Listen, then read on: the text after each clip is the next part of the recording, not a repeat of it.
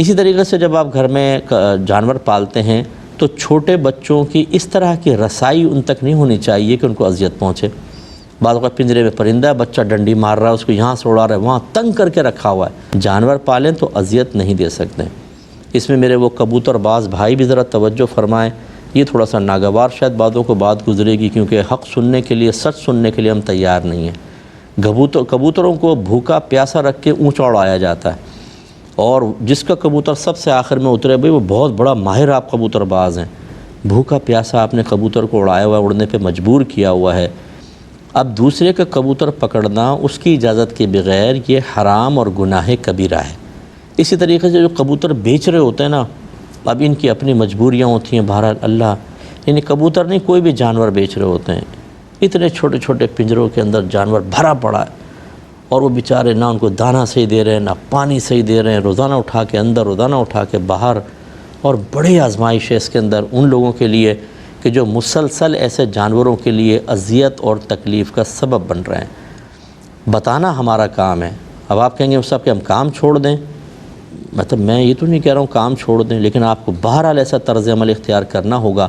کہ ان کو مسلسل اذیت اور تکلیف سے بچانا تو آپ کی ذمہ داری ہے۔ اگر آپ کہتے ہیں دکان ہی چھوٹی ہے کیا کریں، تو پھر بس یہ ضرور ہے کہ آپ ایک ذہن میں رکھیں کہ بروز قیامت اس کا حساب ہونا ہے۔ اب اللہ تبارک و تعالیٰ آپ کے ساتھ کیا معاملہ کرتا ہے، جو مجبوری آپ مجھے بتانا چاہ رہے ہیں صاحب دکان چھوٹی ہے، جانوری تو رکھنا ہے، یہی اللہ کی بارگاہ میں پیش کر دیجئے گا۔ اب وہ رب ہے، آپ اس کے بندے ہیں، ہم کوئی سخت حکم اس پہ اس لیے نہیں دے سکتے کہ آخرت کا معاملہ اللہ کے ذمہ کرم پر ہے، چاہے تو عذر قبول کر کے بخش دے اور چاہے تو اس پر سزا جاری کر دے، لیکن معاملہ بڑا خطرناک ہے۔ اچھا، ایسی ایکویریم میں جب آپ مچھلیاں پالتے ہیں ان کا خیال رکھیں، لیکن میں اس کو منع نہیں کرتا ہوں، کیونکہ بعض اوقات ایسا ہوتا ہے مچھلی جاری ہوتی ہے تو وہ ایکویریم کی دیوار سے ٹکراتی ہے، لیکن وہ تھوڑی یہ جو مچھلیاں ہوتی ہیں اکثر یہ ایکویریم میں رہنے کی عادی ہوتی ہیں نا،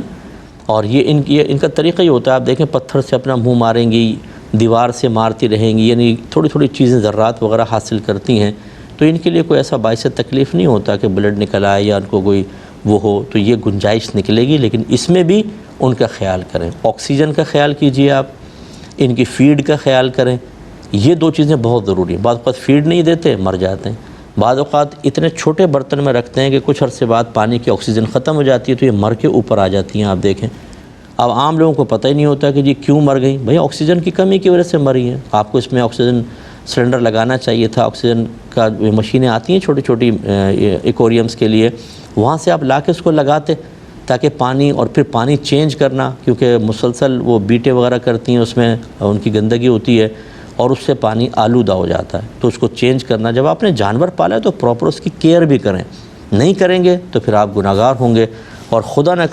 کرے آخرت میں کسی جانور کی وجہ سے ہم پھنس گئے تو کیا فائدہ۔ تو جو کچھ ہوا اس پہ اللہ کی بارگاہ میں توبہ کریں اور آئندہ کے لیے ایک اچھا لائحہ عمل تیار کیا جائے۔